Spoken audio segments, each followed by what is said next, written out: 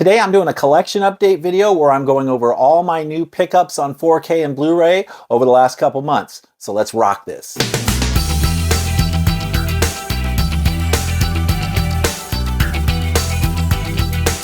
Hi everyone, how you doing? Welcome back. I'm Fuzz. So I'm doing a collection update video today and going over all my new pickups on 4K and Blu-ray since about the middle of July. I usually do these collection update videos every couple months or so, basically once I've accumulated enough titles to make it worthy of doing a video. Now, I actually do have quite a few titles to go over this time around, which makes me think that maybe I should start doing these update videos every month. I don't know. We'll see how it goes, but for now I'll leave it where it's at. And the way I usually do these videos is I go over all my Blu-ray pickups first, and then I'll move on to my 4K pickups after that. So I'm just going to get right into this here and spare you guys the long-winded intros that typically characterize my videos, which I'm sure some of you will most certainly appreciate. So the first title I picked up was Night of the Creeps. I picked this up in anticipation of 31 Days of Horror. I'm going to be doing a big thing, a lot of horror content in the month of October, and a big 31 Days of Horror challenge, which I'll be talking more about next week. So I got this. I haven't seen it yet. It's a total blind buy for me. I've heard great things about it. You got the Dick Slinger himself, Tom Atkins here, and I'm always down with any Tom Atkins roles that I've never seen before. So yeah, I've heard a lot of great things about this, and I'm looking forward to checking this out for my 31 Days of Horror marathon. So continuing on with the 31 Days of Horror theme, I also picked up Popcorn. This is from Synapse Films, and it's a great film. I really enjoyed this one. Now, I haven't had a chance to watch it since I picked it up, but I have seen the film before. I watched it, I think, for the first time last year, and I really enjoyed it. But again, anticipating my horror-thon that I'm going to be doing here, I wanted to make sure I had this in my collection. So yeah, I picked that one up. Fun stuff. This next film is a great thriller that I hadn't seen in many, many years prior to picking it up. But it used to play on cable TV all the time in the early 80s, and that is Looker. Got Albert Finney here, Susan Day, James Coburn. This is a fun film, and I hadn't seen it probably since the 80s. But I remember we had HBO and Showtime growing up when I was a kid, and this thing used to play over and over again, and I feel like I watched it quite a few times back then. When I popped this in after not having seen it for so many years, since the 80s, you know, I wasn't really sure how much of it I was going to actually remember. But surprisingly enough, I remembered all of it. There were so many scenes where it's like it all just came flooding back to me. And but yeah, it's a great little thriller. You know, it maybe doesn't age quite as well. The technology is definitely something we have now. So you know, it's, as far as a sci-fi type element, you know, it's a little bit dated, but it is a really fun film, and I just really enjoyed it. So if you've never seen Looker, you know, definitely consider checking this one out. It's a fun film. Next up, I also picked up the Tiger Cage series. I've only had a chance to watch the first film, little Donnie Yen action. I mentioned in my last collection update video that I'd been getting into martial arts films and a lot of Hong Kong cinema, and this actually came recommended to me, and I'm sorry I don't remember you out there who recommended it, but I do remember you recommending it, and I did buy it, and I liked it. At least the first film that I've seen so far. I haven't had a chance to watch the other two yet, but yeah, this came recommended to me by a viewer, and I checked it out, and I'm glad I got it. So yeah, Tiger Cage. Continuing the martial arts deal here, I did pick up the Bruce Lee collection from Criterion. You know, this one I kind of struggled with because I was really tempted to get that Arrow 4K box, that new Arrow 4K box, but at the same time, it was a little too pricey, and I was like, when I saw that Criterion had this on sale for 50% off, I couldn't resist. So I said to myself, all right, I think I'm okay having Bruce Lee on just Blu-ray. if I really end up regretting it, I can always try and get the 4Ks later, but I figured this would probably be good enough for me with these films. I haven't had a chance to check out everything in here yet. I've watched Way of the Dragon and Enter the Dragon. Enjoyed what I did watch, but I still need to dig into all the special features in this. There's a ton, and I'm looking forward to checking them out. So, but yeah, Bruce Lee. Next up is an Arrow release. I picked up The Crazies. George Romero, kind of adding to my George Romero collection. This was kind of a hole that needed to be filled, so I definitely wanted to grab this while I could. And of course, it'll probably be just my luck that we'll get like a 4K announcement right around the corner now that I bought this. But, you know, that's the way it goes sometimes, right? But I bought this assuming that there might be a 4K release at some point, but I made the determination that I would be fine just having it on Blu-ray. It's not something I actually need to have on 4K.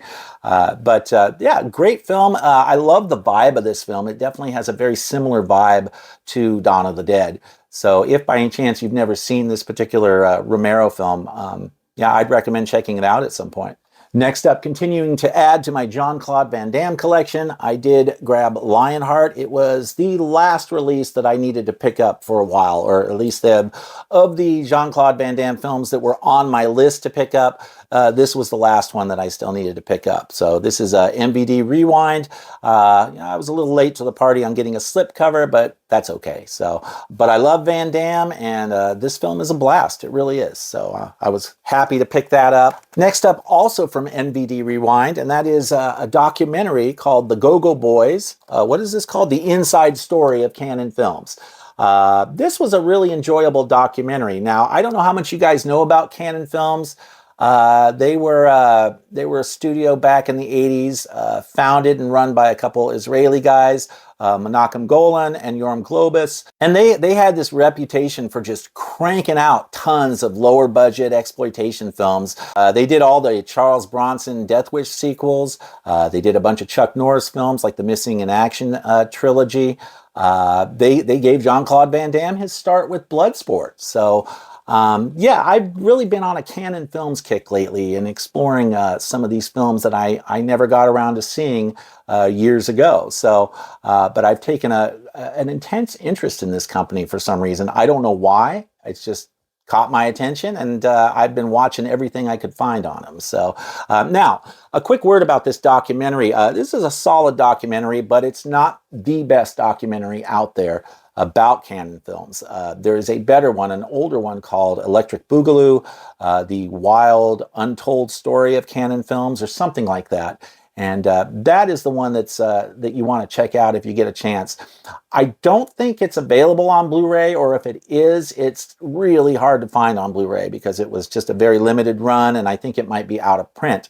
But this one most certainly was not out of print. I got this from Amazon, and I was happy to still get a slipcover as well. So, but yeah, if you haven't checked out the Cannon Films story, if you don't know a whole lot about Cannon Films, I'd recommend learning a little bit more about them. Watch the Electric Boogaloo documentary on YouTube or something. It's a fascinating story about these two guys. I mean, if I'm being honest, they were kind of hacks. They were total hacks, but they made it work, and they gave us some really entertaining films. So yeah, this was a fun documentary to check out.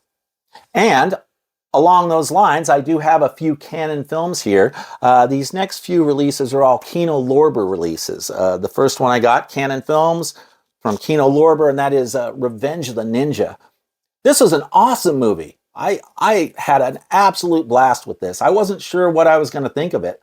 I picked this one up because I noticed it appearing on a lot of best of Cannon Films lists. And I was like, well, maybe I should check it out. And sure enough, this Sho Kosugi is awesome in this. This is just a great film. It was a lot of fun. Really good stuff. So if you've never seen Revenge of the Ninja, I'd highly recommend it. Next up, another Cannon Films movie put out by Kino Lorber, and that is Murphy's Law. Get a little Charles Bronson here. You gotta love Charles Bronson. He's a badass. so, or was. And I was really happy that I actually got a slipcover with this. This was actually released a couple years ago. I bought it from Amazon US, within the last couple weeks, and I got a slipcover. So if by any chance you're in the market for this film and you are someone who appreciates slipcovers, yeah, maybe try picking it up from Amazon. But I just watched this the other night. Great film, really enjoyed it. Great thriller. So check it out if you've never seen it. Moving on next, my next Canon Films Blu-ray that I picked up, also from Kino Lorber, and that is 52 Pickup, little Roy Scheider and Margaret action here. I haven't had a chance to watch this one yet. I'm looking forward to seeing it. It's another thriller. This one came out in 1986. Yeah, I've never seen it, so I'm really looking forward to checking this out. I love Roy Scheider. He's awesome. So that was the big selling point on this for me, aside from it being something from Canon Films, which, like I said, I'm on a Canon Films kick, so I'm collecting a lot of Canon Films. So this seemed like a good one to add to the collection. And then I mentioned a few minutes ago, Canon Films did all the Death Wish sequels, and I did actually pick up Death Wish 3. I didn't have this yet. I think this might actually be my favorite out of the entire franchise. I thought it was Death Wish 2, but after watching this one again not too long ago, I think this is it. I absolutely love this film, and Bronson kicks ass. So this is by the way, this came out from Scorpion Releasing. This is not a Kino Lorber release, if you're interested. So yeah, I was happy to pick that up and add to my Death Wish collection. By the way, if you're enjoying the content on this channel, do me a favor and please consider subscribing to the channel and maybe hitting that bell notification so you can always be alerted when I'm posting new videos that you might be interested in. Also, don't forget to like the video. It really helps with the channel's visibility out there. I really appreciate your support. Thanks so much. Okay, that about wraps up most of the Blu-rays I picked up. Let's move on to 4K here. And the first one I want to talk about is Fast X. I had to do it. I'm a big Fast and Furious fan. I've got all the movies on 4K, so of course I just needed to add this to the collection. Honestly, I wasn't that blown away by this one. I mean, it was decent. It was an entertaining ride, but I actually liked F9 more than this one. So I'm real curious to see what they do with the sequel to this, because they did really leave this one on a major cliffhanger. So, but I mean, it was entertaining. There are definitely other Fast and Furious movies I like a lot more than this one, but you know, it was okay. Not too bad. So I picked that up. Another Arrow video release. I picked up the 4K of Weird Science. Awesome slipcover, by the way. And it's hard to tell on video, but this whole art here is all very like a metallic, kind of a foil metallic appearance. And it's hard to see that on video, but I'm trying to move it so you can kind of see. It's just really sleek and slick.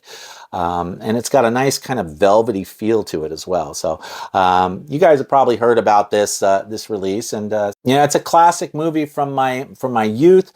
So I had to pick it up. It's my favorite John Hughes film, and it's probably the only one I'm going to even get on 4K. If there are others released on 4K later on, I probably won't pick them up. So, but yeah, so this was cool to get. I was happy to pick up Weird Science. Got a couple more Kino Lorber releases here. I love this film. 3 Days of the Condor, Robert Redford. This was a day one purchase for me, absolutely. I've always loved this film. It's probably my favorite Robert Redford film. Yeah, when I heard this was coming out on 4K, I was super stoked to find this out and to be able to get my hands on this. So I haven't had a chance to watch it yet. I am looking forward to seeing what the transfer looks like. I'm sure it's going to be good. Kino Lorber does a great job with their releases, so I have absolute confidence in them. So yeah, if you've never seen 3 Days of the Condor, definitely check it out when you get a chance. Moving on to a little William Friedkin action. I got To Live and Die in LA. We just lost Mr. Friedkin recently, which is unfortunate, but I was happy to be able to see this one get a 4K release. I had never seen the film. I'd heard great things about it, and I really liked it. It's an awesome film. It's really well done. It's a little dark and definitely kind of edgy, but a very cool film that I thoroughly enjoyed watching this. So yeah, if you've never seen To Live and Die in LA, definitely check it out at some point. More William Friedkin. Of course, I had to pick up The Exorcist. I absolutely love the artwork on this steelbook. I know not everybody was digging it quite as much as me. Of course, the slip-covered standard edition, the artwork on that is just ugly. So there was no way I was going to go that route unless there was no other option. So yeah, I snagged the Best Buy exclusive steelbook because I do love this art. I love the blue. I know not everybody's digging the art on this, but you know, I really enjoyed it. I really liked it. Some people want the original poster art, and I totally get that. I mean, that's classic stuff. But I thought this looked really good in terms of the steelbook presentation and the artwork. Now, I haven't actually watched this yet. I hear really good things about the transfer. I'm excited to check it out. Again, I'm kind of saving it for my 31 Days of Horror challenge that I'm going to be doing. So I haven't had a chance to watch it yet, but I am very much looking forward to it. Continuing with the spooky season releases, it's a little Scream Factory action here. I picked up The Burning on 4K. This one I did watch and I loved it. Again, it was a blind buy for me. It was a first time watch. I'd never seen it before. And yeah, I loved it. I thought it was a really well done camp horror type film. You also get some interesting early performances in this. Jason Alexander's in this. Early performance from Holly Hunter. It's just a good slasher all the way around, and I really had a blast with it. So yeah, I got The Burning. I also picked up John Carpenter's Prince of Darkness on 4K. I hadn't gotten around to picking this up. Now, what I do have is I got that Studio Canal John Carpenter 4-pack that had like 4 different films in it. And it was a real streamlined kind of bare bones pack. There were no special features or anything. It was just the 4K of the films in the pack. It had They Live, Escape from New York, Prince of Darkness, and The Fog. Now, the reason I wanted to pick up this Scream Factory release is because the Scream Factory 4K discs, they do their encodes on triple layer BD100 discs, whereas the Studio Canal releases are on just dual layer discs. So you actually do get a little better encode if you get the Carpenter transfers from Scream Factory, and that's why I wanted to get this standalone release.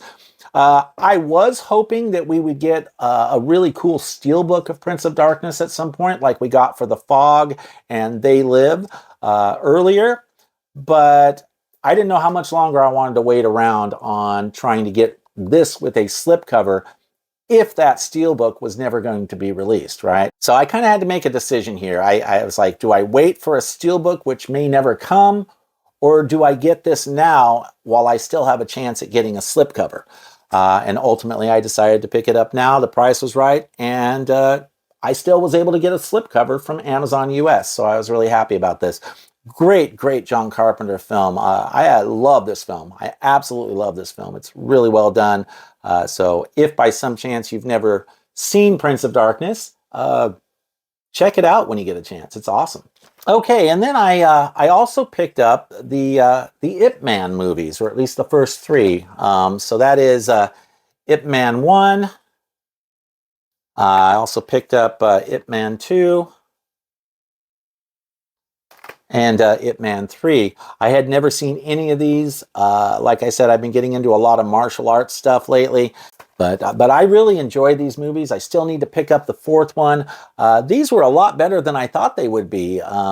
Yeah, really well done movies. The fighting choreography is just awesome in these. And yeah, Donnie Yen kicks ass. So if you're a fan of martial arts films, but you haven't checked out these Ip Man movies, definitely give them a try at some point. Okay, and next up, I actually also got a few Vinegar Syndrome titles that I wanted to show you guys. Normally, I would do like a dedicated Vinegar Syndrome video for those titles, but these were just a few titles, and they've kind of trickled in over the last few months. And so I figured I'd just include them with this video this time. A couple of these Vinegar Syndrome titles I actually ordered way back in June, but they didn't arrive until after I had already done my last collection update video. So I figured I'd throw them in this one. So I got Madman on 4K.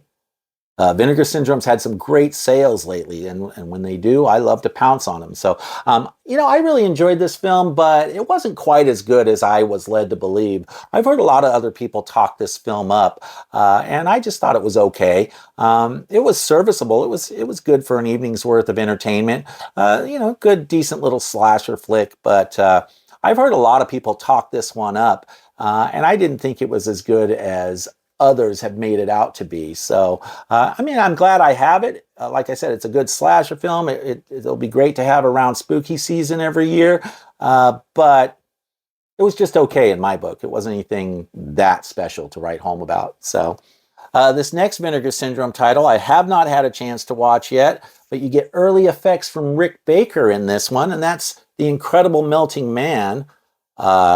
This one just looks like a lot of fun. The old classic drive-in theater movies, creature flick. So I'm really looking forward to checking this out. Like I said, you get early special effects from Rick Baker on this, and that was part of what drew me to this. I had heard that the special effects on this are really good, and the makeup of effects and the melting effects and whatnot. If you guys have seen this out there, let me know what you think. I'll be curious to hear your thoughts on this. I figured this would be a good October movie as well. And that does it for the Vinegar Syndrome 4Ks, although I do have a couple more Blu-rays here that I also got from Vinegar Syndrome. Nothing Underneath and Too Beautiful to Die. It's a double feature. Haven't seen these, don't know that much about them. This is something that had been on my Vinegar Syndrome wish list for a little bit. It looked like it'd be a good duo of slasher flicks, so I thought I'd give them a try. And of course, they were on sale, so at the prices that they were selling them for, I couldn't resist. So Nothing Underneath and Too Beautiful to Die. This one I've heard great things about. I had to jump on it. Auntie Lee's Meat Pies. This looks hilarious and just so over the top. I watched the trailer on this and I was like, yep, I gotta have it. That just looks too awesome to pass up. And, it was another one of those titles that was on sale during their Labor Day sale. So, I figured I better pick this up while I can still get the slipcover. Oh, and I'll show you the back. Their slipcovers are awesome, right? Vinegar Syndrome always delivers the goods on packaging in a big way, right? And then the last Vinegar Syndrome release that trickled in over the last few months was Red Sun Rising. Got the hard BSU box here, VHS style box here. And this one was just okay. Honestly, this one I gotta say I was a little bit disappointed in. Normally I don't encounter that too much with blind buys, but in this case I just couldn't get into Don the Dragon Wilson. He's kind of a weird looking dude, don't you think? There's just something like off about that dude, and I don't know what it is, but I popped this one in and gave it a shot, and I was like, well, it was just okay. It didn't blow my mind by any stretch at all. And if I'm being completely honest, if I had to do it over again, I might not actually buy this one again. So, but I picked it up. That's the chance you take with Vinegar Syndrome, and I'm sure I could sell it if I needed to. Vinegar Syndrome's titles tend to have a really high resale value, so I'm not too concerned about it. Okay, so that about wraps up all my new pickups over the last couple months on 4K and Blu-ray. Let me know your thoughts in the comments below. I'd love to hear your feedback. Do you have any of these titles? And if so, what did you think of them? Are there any of these that you are salivating over, that you've had your eye on and haven't had a chance to pick up yet? Now, I always love chatting with you guys, so make sure you leave some feedback down below. Don't forget to subscribe, like the video, all that good stuff. Thank you so much for watching. I really appreciate your support. I'll see you soon.